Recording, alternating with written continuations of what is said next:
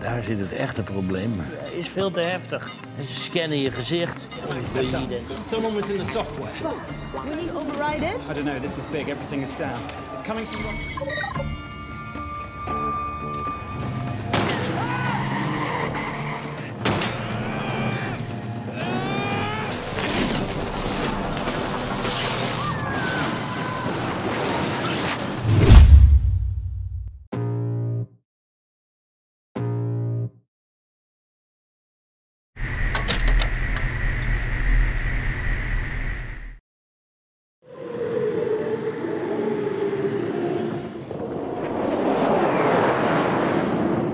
Kisah dimulai dengan seorang hacker ternama bernama Buddy tidak pakai anduk dipanggil oleh pihak militer untuk memperbaiki sistem pertahanan yang beberapa hari kemarin telah diretas. Uniknya hacker itu selalu meretas sistem setiap jam 3 sore hingga membuat Buddy sangat tertantang dan ingin segera menemukan si hacker.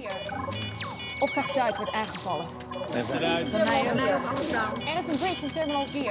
Tepat pukul 3 sore, hacker tersebut kembali meretas sistem, bahkan kali ini mampu mematikan banyak akses. Wah, gak main-main loh Brad, sistem pertahanan militer yang diretas gak tanggung-tanggung. Tapi gak perlu waktu lama, Buddy berhasil melacak lokasi keberadaan si hacker. Dan atas hal itu, polisi dikerahkan agar segera menangkapnya.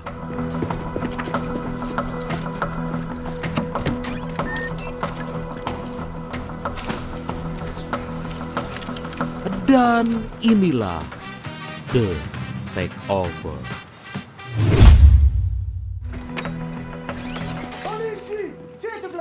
Setibanya di lokasi, ternyata hacker yang selama ini meretas sistem pertahanan pihak militer hanyalah seorang anak perempuan bernama Mel. Waduh, Buddy segera menghampiri Mel dan meminta para polisi berjaga di luar karena akan menginterogasi. Bukannya marah, Buddy sangat senang karena ada anak muda punya kemampuan hacking yang luar biasa dan ternyata suka membaca buku-buku yang dia tulis. Buddy semakin terkesan setelah tahu bahwa Mel melakukan semua ini karena kesal dengan pesawat tempur yang di sore hari selalu melintas hingga mengganggu habitat anjing laut. Ja. Die mannen willen eerst nog even met je praten. Kemudian Buddy diminta agar menjelaskan bagaimana caranya bisa menemukan Mel. Tapi karena gak mau ngasih tahu gitu aja, Buddy juga meminta agar Mel menjelaskan gimana caranya bisa meretas sistem pertahanan militer. Akhirnya Buddy dan Mel pun sepakat Mel akan belajar banyak dari Buddy. Begitupun sebaliknya.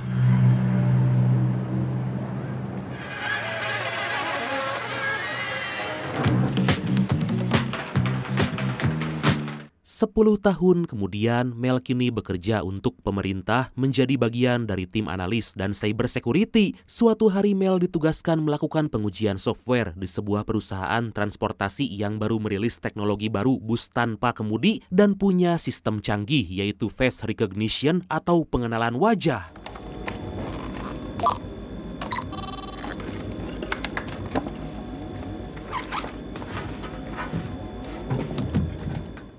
Mel masuk ke ruangan server perusahaan, melakukan pengecekan keamanan sistem, dan jika menemukan pelanggaran privasi, maka Mel gak akan memberikan lolos uji. Dalam melakukan pengujian, Mel gak sendirian, melainkan dibantu temannya meskipun dari jarak jauh. Baru aja mengecek sistem, Mel menemukan bug di mana database yang berisi rekaman wajah para penumpang, datanya dikirimkan ke pihak lain, dan hal itu jelas sangat mencurigakan. Demi menjaga privasi warga, Mel memblokir sementara dan mengirimkan virus Trojan bergambar animasi jari tengah. Wah, gila sih. Jago. Someone was in the software.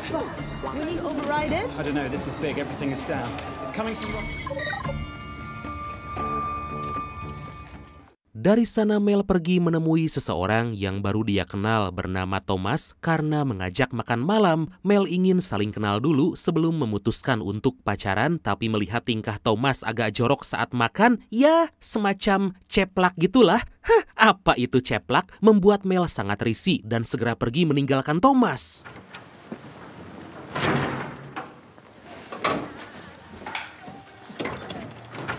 Pada keesokan hari, Mel meeting online bersama tim untuk melakukan peretasan ke sebuah perusahaan yang terbukti memberikan dampak buruk pada masyarakat dan juga lingkungan. Dalam sekejap, Mel dan tim berhasil meretas sistem perusahaan dan mencuri semua uangnya, lalu mereka kirimkan kepada yayasan. Seperti biasa, Mel mengirimkan animasi jari tengah sebagai pertanda bahwa semua sistem telah diretas.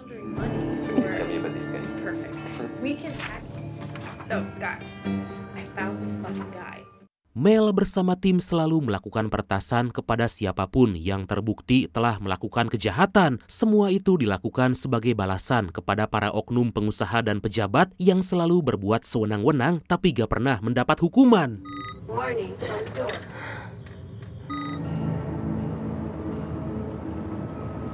Pada suatu malam, Mel didatangi dua orang mencurigakan yang membawa senjata hingga Mel segera bersembunyi karena ketakutan. Melihat mereka lengah, dengan cepat Mel keluar dari apartemen, tapi sangat disayangkan, Mel malah ketahuan hingga aksi kejar-kejaran pun terjadi.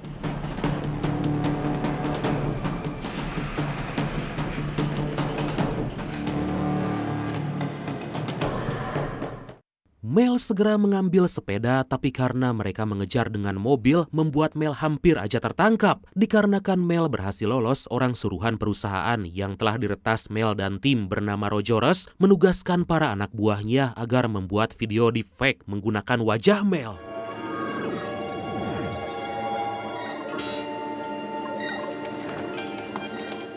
Akhirnya pada pagi hari, Mel pergi ke kantor polisi untuk melaporkan kejadian yang baru aja dia alami tadi malam. Mel dilayani oleh seorang polisi bernama Idris demi mencari motif dari orang-orang mencurigakan yang mengejar Mel. Tapi karena Mel seorang hacker, dia pun menjadi kebingungan dan bisa jadi dia yang malah dipenjara karena telah meretas suatu perusahaan. Gak lama kemudian, Mel melihat dua orang yang semalam mengejarnya datang ke kantor polisi dan terlihat sangat akrab dengan para polisi. Seketika Mel berpikir bahwa semua ini pasti ada kaitannya dengan aksi peretasan yang dia dan tim lakukan. Akhirnya tanpa pikir panjang, Mel segera pergi mencari tempat perlindungan.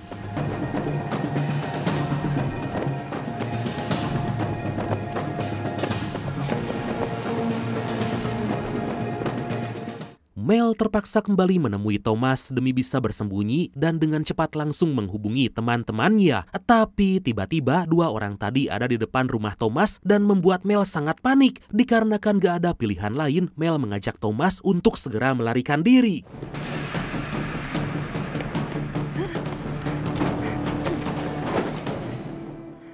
Beruntung mereka bisa lolos dan demi lokasinya gak terlacak, Mel menghancurkan HP dan langsung membuangnya. Kemudian Mel dan Thomas istirahat sebentar di sebuah kafe sambil bercerita kepada Thomas bahwa dari semalam orang-orang itu mengejarnya. Dirasa Thomas gak banyak membantu, Mel memutuskan pergi dari sana, tapi sebuah berita di televisi menunjukkan video rekaman di mana Mel melakukan penembakan kepada seseorang hingga tewas. Uitgestorven parkeergarage. Een fataal schot vol. Mel sangat-sangat terkejut karena dia sama sekali gak melakukan itu dan orang dalam video bukan dia. Melihat hal tersebut, Thomas gak menyangka karena orang yang dia taksir ternyata merupakan pembunuh. Tapi bukannya meninggalkan Mel, Thomas memilih menemani Mel demi mencari tahu apa yang sebenarnya terjadi.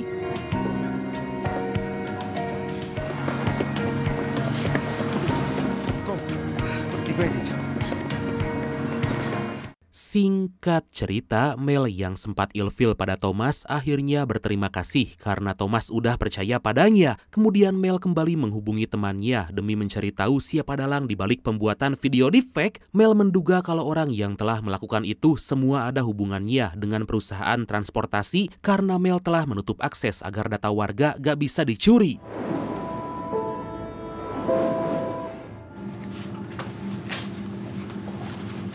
Di tempat lain, Idris mendapat video rekaman Mel melakukan penembakan, tapi Idris akan mencari tahu motif dan alasan besar di balik kasus ini. Idris memerintahkan anak buahnya agar menghubungi atasan Mel dan mengecek komputer milik Mel.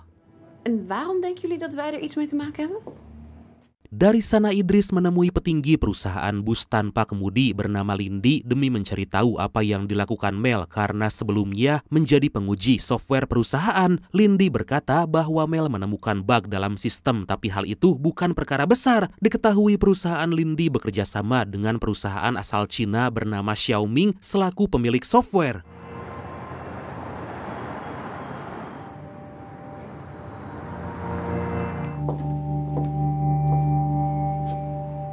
Beberapa saat kemudian, Thomas dihubungi seseorang bernama Rogers meminta untuk berbicara dengan Mel karena ingin membuat kesepakatan di mana Mel harus memberikan kode enkripsi Trojan demi bisa mengakses kembali database perusahaan Lindy, dan jika tidak, maka Mel akan dihabisi. Dari situ kita mendapatkan fakta bahwa Rogers adalah orang suruhan pihak yang mencuri data warga melalui sistem face recognition perusahaan Lindy. Dikarenakan Mel dan Thomas diancam akan dihabisi, Mel langsung menghancurkan HP Thomas agar lokasi mereka gak bisa dilacak.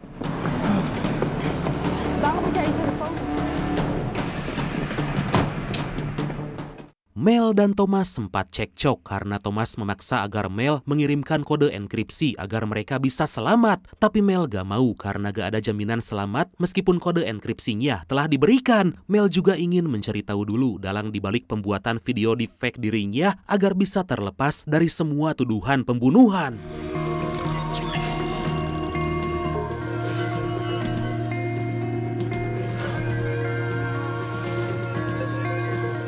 Kemudian Mel mengajak Thomas ke sebuah tempat menemui seseorang yang mungkin bisa membantu yang gak lain dan gak bukan, yaitu Buddy. Tapi Mel merasa bahwa Buddy gak akan datang karena beberapa tahun lalu Mel melaporkannya pada Interpol, dan akibat hal itu kemungkinan Buddy sangat membencinya. Saat Mel akan pergi dari kejauhan, terlihat mobil datang menghampiri dan secara mengejutkan ternyata itu adalah Buddy. Tanpa berlama-lama, Buddy pun segera mengajak Mel dan Thomas ikut dengannya.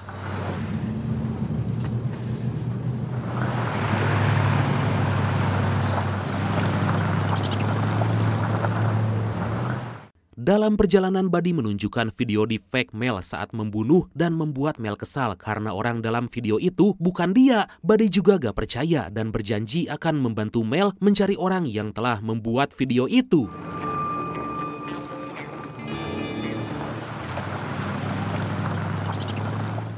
Gak berselang lama, mereka tiba di tempat persembunyian Buddy yang sontak membuat Mel terkejut dengan ruang kerja miliknya. Mel langsung menunjukkan kepada Buddy alasan kenapa Mel dikejar. Buddy menjadi tertantang untuk mencari tahu kenapa orang-orang tersebut mengejar Mel. Dit is groot. Akhirnya Buddy menemukan petunjuk bahwa ternyata perusahaan Xiaoming telah mencuri data melalui software yang digunakan oleh perusahaan Lindy. Dari situ kita mendapatkan fakta bahwa Trojan yang dikirim Mel telah melumpuhkan akses perusahaan Xiaoming untuk mengambil data warga mulai dari wajah, rekening pribadi, bahkan kesehatan. Selain itu, semua data warga tersebut diberikan perusahaan Xiaoming kepada pemerintah Cina. Daar zit het echte probleem. Het is veel te heftig. Ze scannen je gezicht voor je identiteit. Di sisi lain, Idris terus memperhatikan video Mel melakukan pembunuhan. Tapi meskipun video tersebut tampak sangat nyata, Idris merasa ada hal yang janggal. Tiba-tiba Idris dihubungi oleh Mel yang memberitahu bahwa video itu adalah rekayasa yang dibuat oleh perusahaan Xiaoming karena Mel mengirimkan Trojan untuk menghentikan mereka meretas data warga. Tapi Idris masih belum bisa memutuskan dan malah menyarankan lebih baik Mel menyerahkan diri.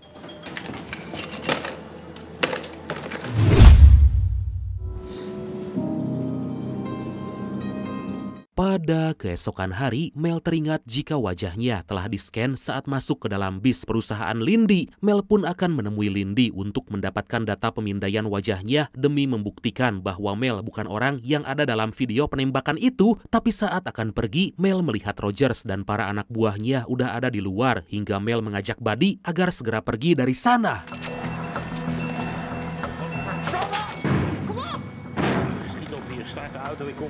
Buddy segera menghapus data dan menghancurkan komputernya, tapi Rogers keburu masuk dan Buddy pun ditodong senjata. Buddy diminta agar memberitahu di mana Mel, tapi Buddy memilih diam dan kemudian Mel dan Thomas yang masih ada di sana gak kuat menahan tangis melihat Buddy dibunuh tepat di hadapan mereka. Karena situasi semakin berbahaya, Mel dan Thomas segera pergi dari sana. Tapi Rogers dan para anak buahnya gak menyerah hingga aksi kejar-kejaran pun terjadi.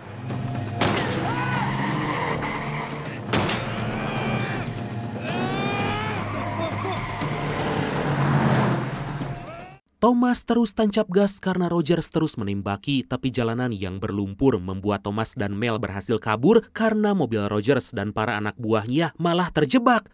Mamam tah, kejadian tersebut membuat Rogers sangat kesal padahal tinggal sedikit lagi bisa menangkap Mel.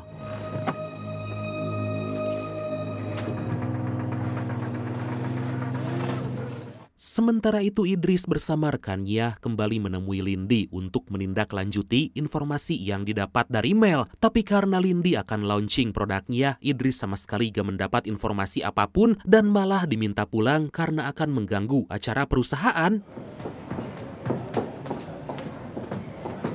Kemudian Lindy menghubungi petinggi perusahaan Xiaoming karena kesal polisi terus datang menanyakan software yang dia gunakan pada bus tanpa kemudi. Lindy meminta petinggi Xiaoming agar segera menyelesaikan masalah yang terjadi dan Lindy gak ingin berurusan dengan kasus pembunuhan karena bisa menurunkan citra perusahaan. Secara tiba-tiba Lindy dihubungi oleh Rogers yang berkata jangan pernah berani mengancam bosnya jika Lindy gak mau terjadi sesuatu dengan perusahaannya.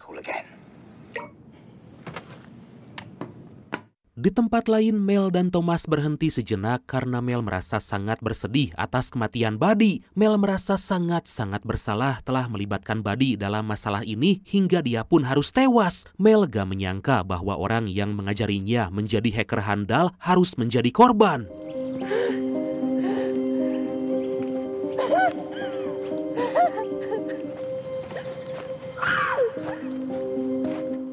Gak lama Mel dan Thomas kembali melanjutkan perjalanan agar bisa segera sampai di perusahaan Lindy. Kemudian Mel dihubungi oleh temannya yang meminta agar dia bersembunyi demi keselamatan. Tapi Mel sama sekali gak mendengarkan dan ingin segera menyelesaikan semua masalah ini.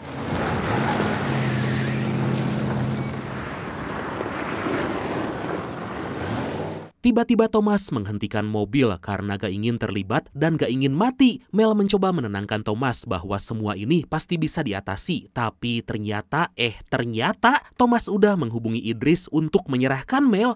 Tapi bener sih keputusan si Thomas ini udah dulu ditolak karena makan ceplak.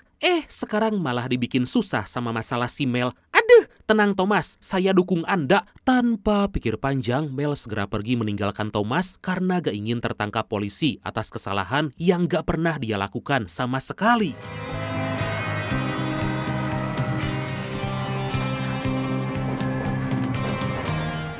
Beberapa saat kemudian, Idris dan para polisi lain mendatangi Thomas, tapi karena Mel udah gak ada, Idris membawa Thomas untuk diinterogasi. Thomas mengingatkan Idris agar segera mencari Rogers beserta para anak buahnya dan menangkap mereka.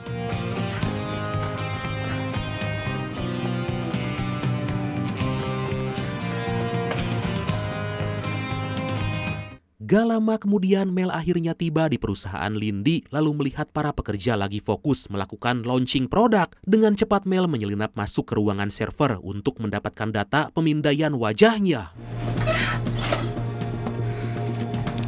Di sisi lain, Thomas dan Idris telah tiba di kantor polisi, lalu Thomas kembali meyakinkan Idris agar segera menangkap Rogers karena sangat berbahaya. Tapi Idris malah berkata bahwa dia gak menemukan Rogers yang dimaksud, bahkan perusahaan Xiaoming juga gak mengenalnya. Sontak Thomas sangat marah karena Idris gak percaya padahal jelas-jelas Thomas dan Mel diancam akan dibunuh, bahkan Rogers telah membunuh Buddy. Hier, ze hebben stoffelijk overschot. Kemudian Idris diberitahu rekannya jika baru ditemukan mayat yang gak lain dan gak bukan yaitu Buddy. Idris akhirnya percaya dengan semua perkataan Thomas, tapi Idris malah semakin bingung apa yang sebenarnya terjadi. Aduh, on banget sih, geremetan saya.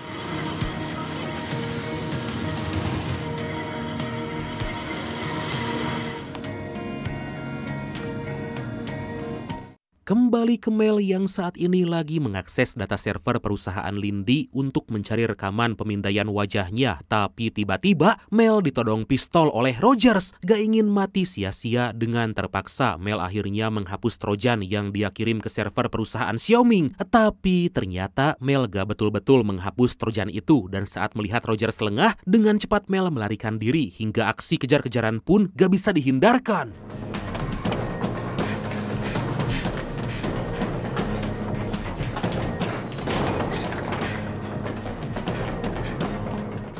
Mel segera masuk ke sebuah ruangan untuk bersembunyi karena merasa gak kuat jika terus berlari. Dengan sangat hati-hati, Rogers mengikuti Mel dan bersiap dengan pistolnya, tapi kemudian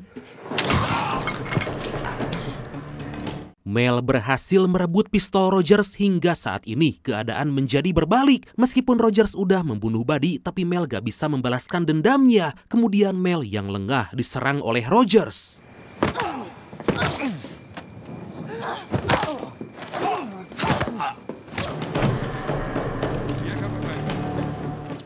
Secara mengejutkan, Mel berhasil menghajar Rogers, tapi saat akan kabur, Mel dihadang para polisi dan akhirnya ditangkap. Melihat Mel udah ditangkap polisi, Rogers memutuskan pergi dari sana, lalu kembali ke ruangan server untuk menghancurkan sistem hingga membuat bus tanpa kemudi itu menjadi hilang kendali.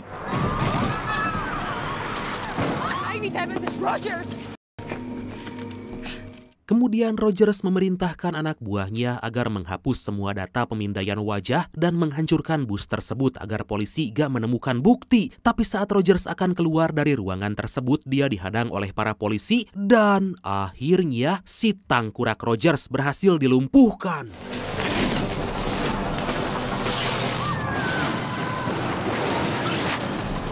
Di sisi lain, bus tanpa kemudi itu melaju dengan sangat kencang dan menabrak pengguna jalan lain, bahkan sampai membuat beberapa penumpang terluka karena terjadi benturan. Lindy hanya bisa terdiam dan gak menyangka padahal produknya baru aja launching, tapi udah bermasalah dan menimbulkan korban jiwa.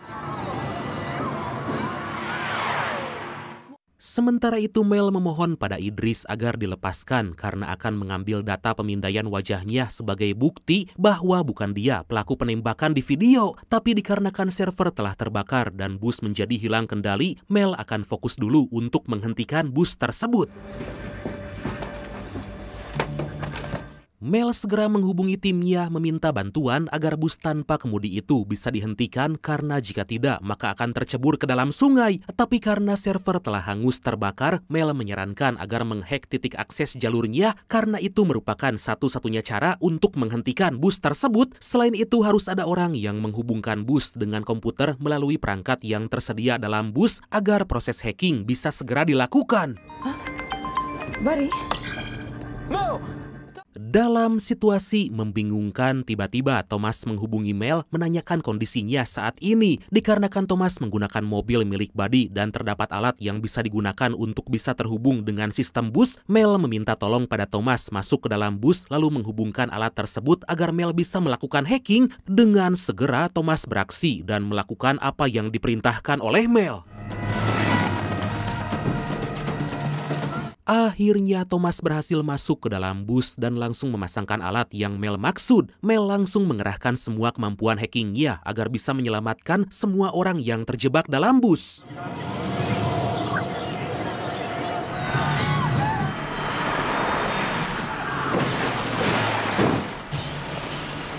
Beberapa saat kemudian bus telah memasuki jembatan dan sebentar lagi akan segera terjun ke sungai. Tapi tiba-tiba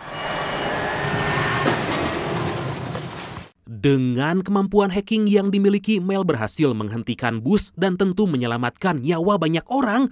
Wow, dia pun menunjukkan kepada Idris bahwa video penembakan itu bukanlah dirinya.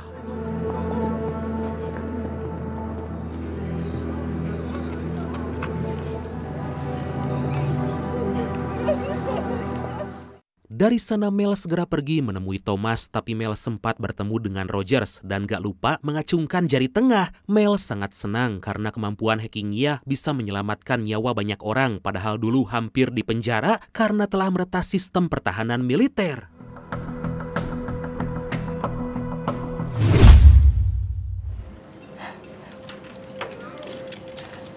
Beberapa waktu kemudian Mel mendapat sebuah pesan dari Buddy berisi video ucapan sebelum dia tewas, di mana Buddy sangat senang karena dulu dia bisa bertemu dengan Mel. Meskipun Buddy pernah kecewa karena Mel tega melaporkannya kepada Interpol, tapi Buddy tetap menyayangi Mel dan udah menganggapnya seperti anak sendiri.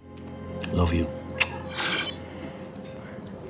Pada keesokan hari, Mel dan Thomas bersantai sambil menikmati pemandangan kota dari tepi sungai. Mel yang awalnya ilfil dengan Thomas akhirnya tumbuh perasaan cinta karena selama Mel kesulitan, Thomas benar-benar terus menemaninya. Dan akhirnya film ini pun tamat. Oke, ada sebuah pelajaran berharga yang bisa kita ambil dari kisah si Mel ini, Brad. Yang mana janganlah dulu menyepelekan atau sok-sokan ilfil gimana gitu sama orang lain. Karena kita gak akan pernah tahu, mungkin aja suatu saat nanti kita akan sangat membutuhkan mereka. Jadi stop memandang orang sebelah mata, oke? Oke lah Bradku, makasih banyak udah nonton sampai akhir. Seperti biasa mohon maaf karena masih banyak kekurangan. Semoga kalian dan keluarga sehat selalu. Salam sukses, salam santuy dan see you next time. Bye-bye.